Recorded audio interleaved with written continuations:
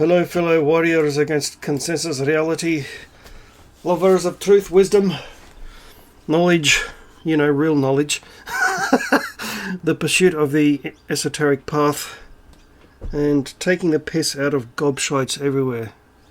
And fuck, there are a lot to go around. And for you lovely Irish people, hopefully I'll be there in the next couple of years when I get my lazy backside into gear and get around to finishing a book that I've started in my head.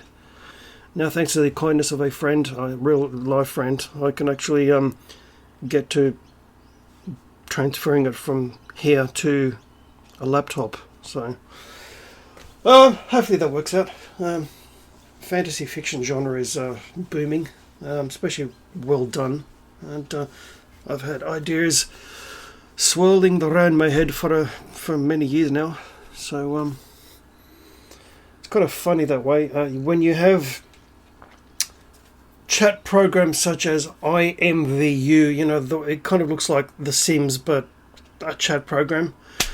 Most people go in there to pick up people and whatever, and be flirty and slutty or whatever. I actually went in there to practice my role playing and thereby my character ideas and story development and descriptive devices. So yeah, I know I'm the weird one and proud of it.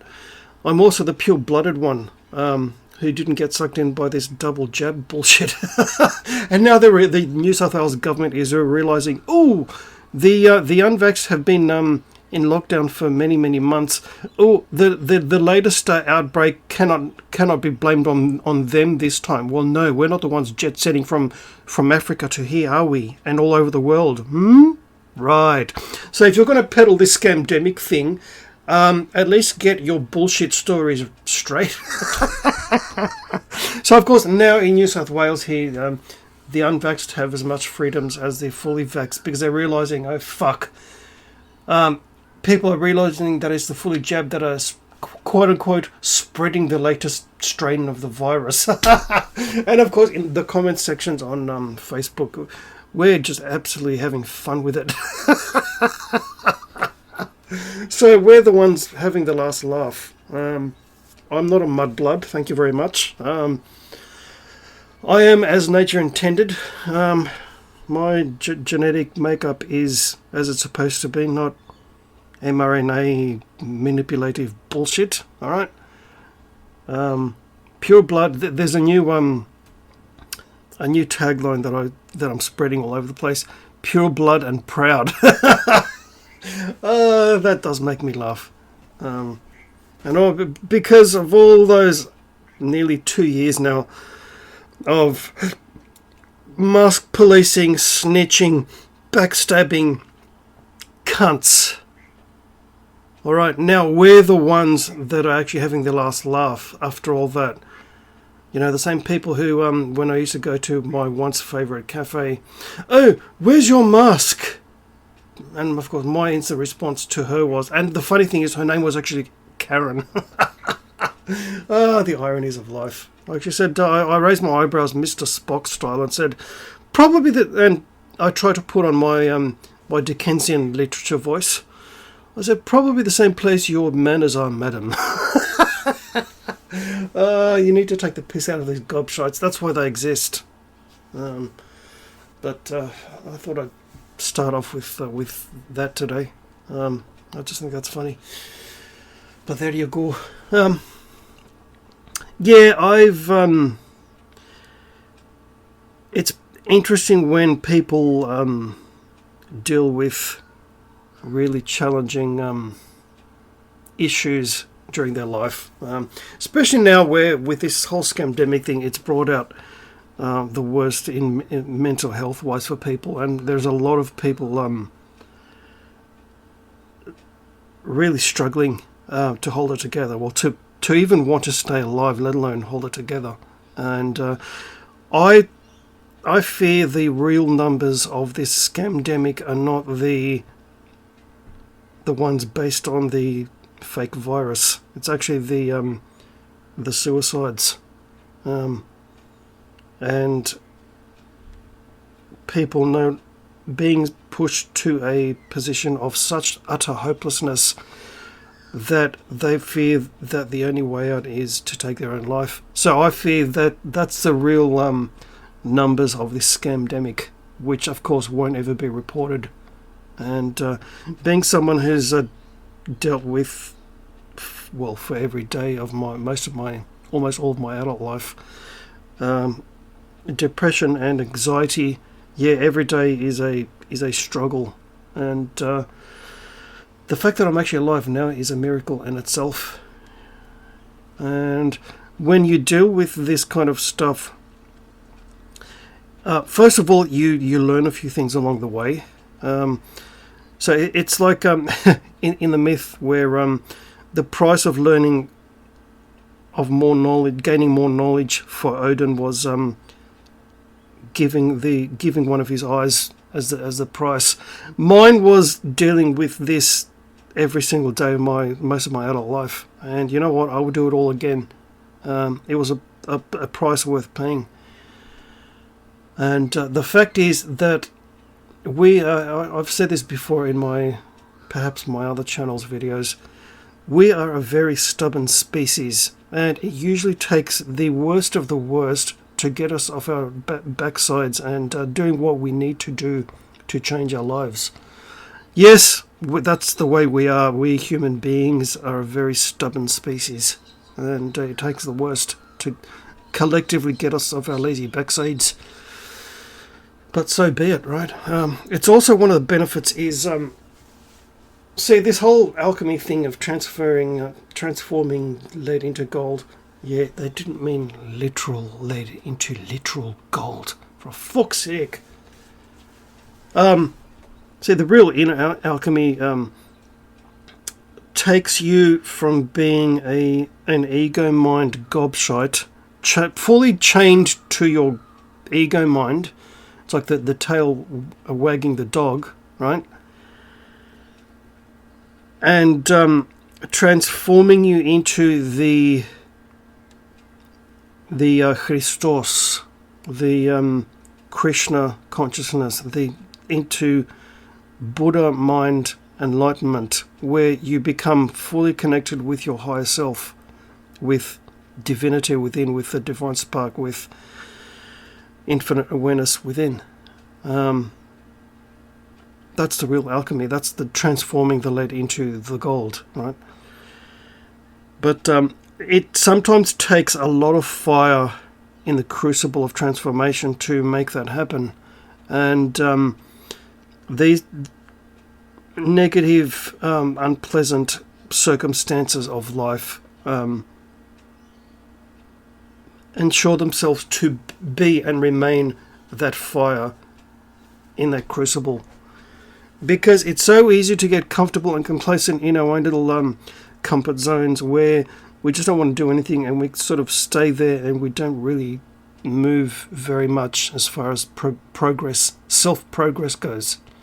And yes, we are sometimes kicked in the backside to do what we need to do, especially during our darkest days. I know I've made a couple of little videos about the dark night of the soul, but when those dark night of the soul happen, they are very, very valuable because they give us the needed fuel and engine to workings to ensure that transformation, that inner transformation happens. So unfortunately, there are a lot of people who are more, as I say, new age minded. You know, ooh, light and love, very fairy, carey, sherry, fucking shite, right?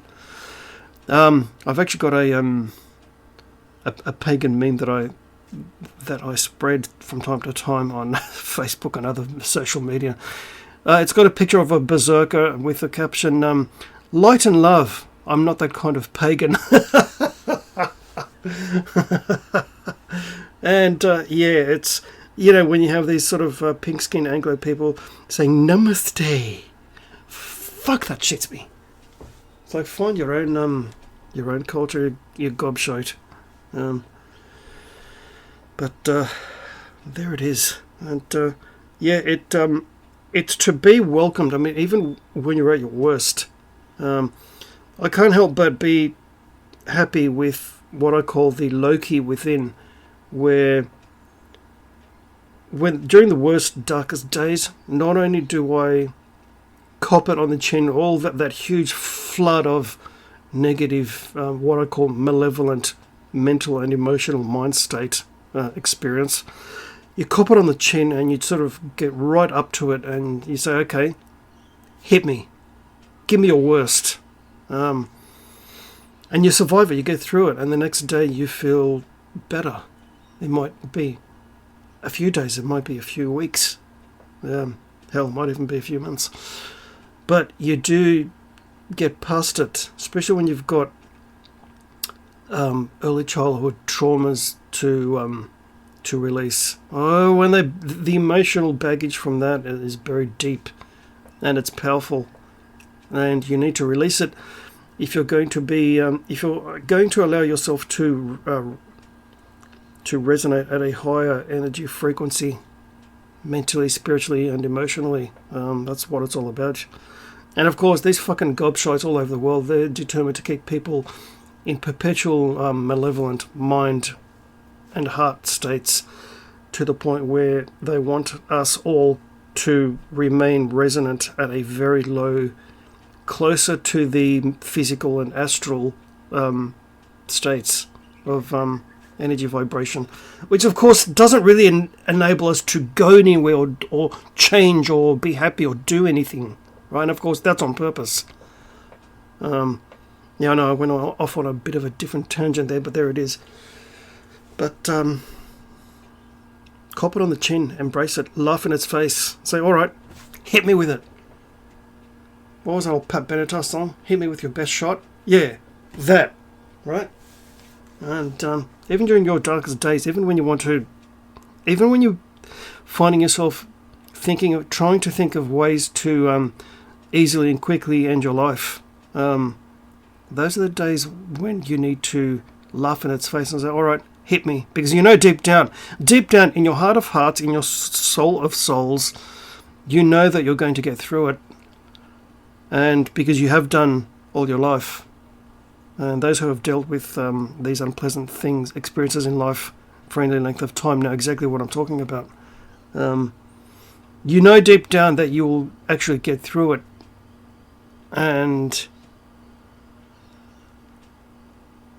you know that you will be surviving it with a couple of battle scars afterwards, which you show proudly. And that's the way it works. That's the way it does. And it's kind of funny that now that we have on this Wednesday, the 15th of December, during the season of Bar Humbug, that we purebloods are finally given the same freedoms that the fully jabbed are. And I just find that funny, because they can no longer blame the unvaxxed for the spread of this latest thing, because everyone knows now that it's the fully jabbed, the fully compliant, the fully bump-fucked. Alright? Those who sort of like bent over, spread their bump cheeks and say, oh, okay, government, give it to me hard and deep, because I want to go back to my normal pathetic little life. Now everyone's starting to realise, it was these compliant, obedient little gobshites that are actually responsible for this quote-unquote spread of this quote-unquote variant. I do inverted commas because it's all fucking bullshit. In the words of the wedding singer, 'cause it was all just bullshit. It was a fucking joke. Alright?